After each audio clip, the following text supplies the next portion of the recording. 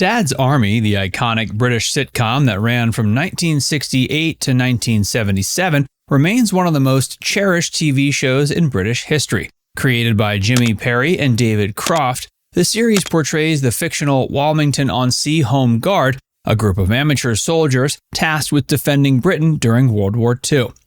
Through its combination of slapstick humor, strong character development, and satirical take on British wartime life, Dad's Army became a touchstone of British comedy. Even decades after its original broadcast, it continues to hold a place in the hearts of audiences, and its cultural legacy is far-reaching.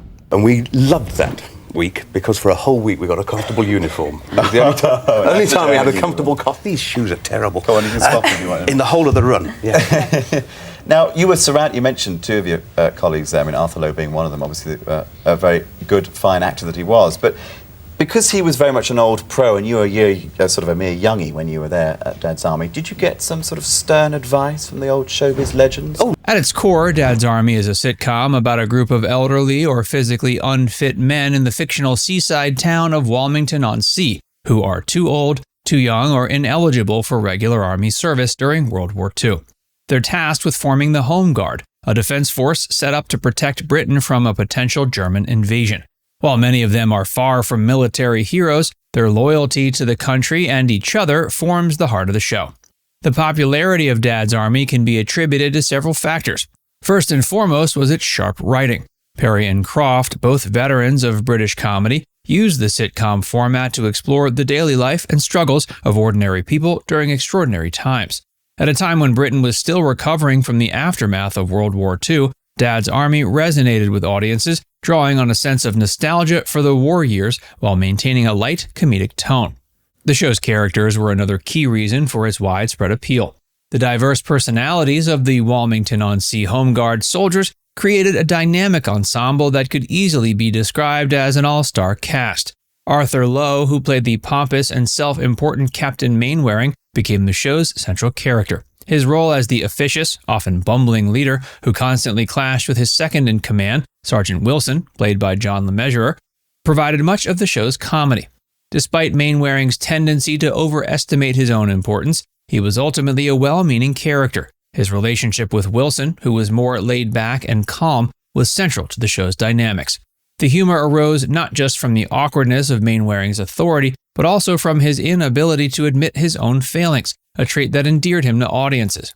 Supporting characters like the naive and frequently bullied Private Pike, the eccentric Corporal Jones, and the sarcastic but lovable Private Fraser also contributed significantly to the show's success. Each character brought something unique to the ensemble: Pike's youthful innocence, Jones's over-the-top patriotism, and Fraser's sardonic wit. The interactions among the characters formed the heart of Dad's Army's humor. Whether it was Mainwaring's overbearing management style, Sergeant Wilson's dry wit, or Corporal Jones's hilarious attempts at military drills, the sitcom excelled at creating moments of chaos and comedy that were rooted in real human relationships.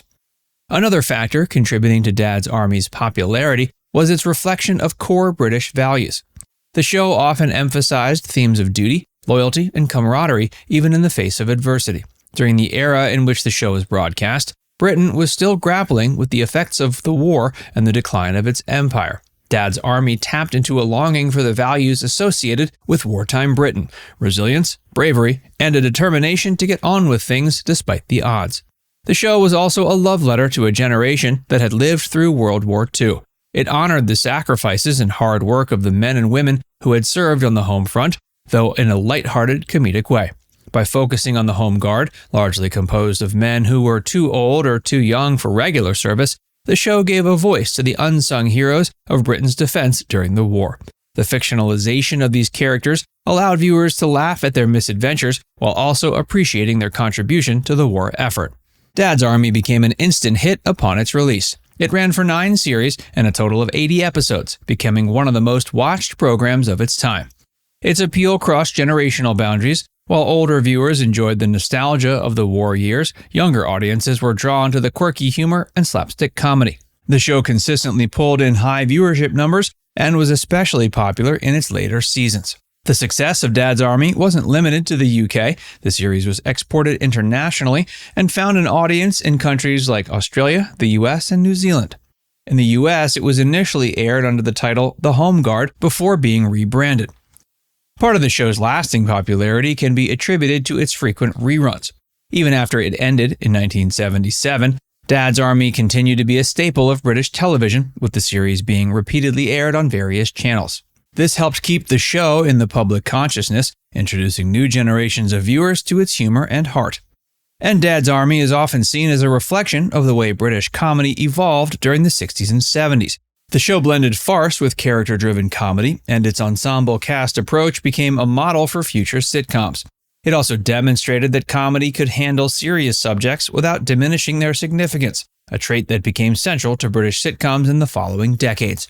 Despite its success, Dad's Army was not without tensions, particularly between the actors portraying the show's older characters. A well-known feud between John Laurie, Private Fraser, and Arnold Ridley, Private Godfrey, has been documented over the years. Laurie and Ridley, both veteran actors, reportedly had a difficult relationship during filming. John Laurie, known for his gruff and often cynical portrayal of Fraser, was known to have been a serious and professional actor. His no-nonsense attitude on set contrasted with the more gentle nature of Ridley, who played the kind-hearted, soft-spoken Godfrey. According to various accounts, Laurie did not always get along with Ridley, who had a much quieter, more laid-back approach to work. The tension sometimes boiled over, with Laurie allegedly being critical of Ridley's more reserved style of acting. But despite these differences, the two were professional enough to continue working together, and their on-screen partnership was considered one of the key highlights of the show. The dynamic between Fraser and Godfrey, one a dour, pessimistic character, and the other a kind, slightly bumbling figure, was beloved by fans. It's a testament to the professionalism of Laurie and Ridley that they were able to put their personal differences aside and create such a memorable on-screen partnership. Another well-known feud involved Arthur Lowe, who played Captain Mainwaring, and Clive Dunn, who played Corporal Jones. The two actors, who had to work closely together in the portrayal of the show's central characters, reportedly clashed off-screen as well. Lowe, known for his intense and sometimes perfectionist approach to acting, often had difficulties with Dunn's more laid-back, less formal style.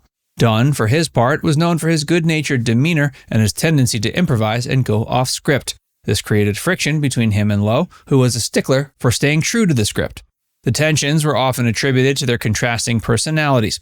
Lowe's portrayal of the uptight and authoritarian Captain Mainwaring required him to maintain a serious and composed demeanor, while Dunn's portrayal of Corporal Jones, a character prone to slapstick antics and exaggerated behavior, demanded a more flexible approach to comedy. It remains one of the most beloved British sitcoms in history, thanks to memorable characters, sharp writing, and an ability to balance humor with themes of loyalty, duty, and community. Now it's time to hear from you.